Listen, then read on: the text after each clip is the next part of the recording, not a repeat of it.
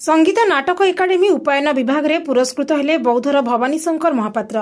कल भुवनेश्वर स्थित लोकसभा भवन ठारे संगीत नाटक एकाडेमी तरफ 2023, 2024, 2025 3 वर्षर प्राय 140 जन कलाकार को संबर्धित करा जायतिला।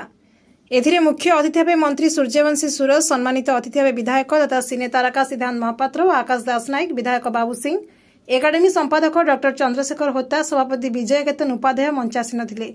ଏହି ଅବସରରେ ବୌଦ୍ଧ ରାମଲୀଳା ନାଟ୍ୟ ସଂସଦର ନିର୍ଦ୍ଦେଶକ ତଥା ବରିଷ୍ଠ କଳାକାର ଭବାନୀ ଶଙ୍କର ମହାପାତ୍ରଙ୍କୁ 2025 ବର୍ଷର ଉପାୟନ ବିଭାଗରେ ପୁରସ୍କୃତ କରି 1 ଲକ୍ଷ ଟଙ୍କାର ଅର୍ଥରାଶି ପ୍ରଦାନ କରିଛନ୍ତି।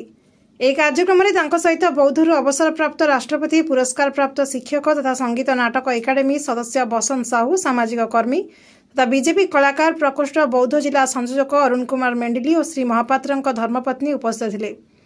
ଏହି ଖବର ପାଇବା ପରେ ବୌଦ୍ଧବାସୀ ତଥା କଳାକାର ମାନଙ୍କ ମଧ୍ୟରେ ଆନନ୍ଦର ବାତାବରଣ ସୃଷ୍ଟି ହୋଇଛି।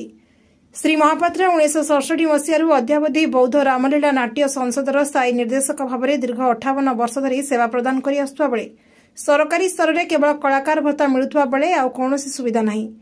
ଏଣୁ ଜଣେ ସାରା ଜୀବନ ବ୍ୟାପୀ କଳା କ୍ଷେତ୍ରରେ ସମୟ ଦେଇ ସମାଜକୁ ଦିଗ୍ଦର୍ଶନ ଦେଉଥିବା ଏମିତି ବ୍ୟକ୍ତିଙ୍କୁ ସରକାରୀ ସ୍ତରରେ ଉଚିତ ସମ୍ମାନ ସହ ପରିବାର ପ୍ରତି ଅନୁକମ୍ପା ରହିବା ସହିତ ବଳକା ଜୀବନ ଅତିବାହିତ ନିମନ୍ତେ ପ୍ରୋତ୍ସାହନ ଦେବା ପାଇଁ କଳାକାରଙ୍କ ତରଫରୁ ଦାବି ହେଉଛି।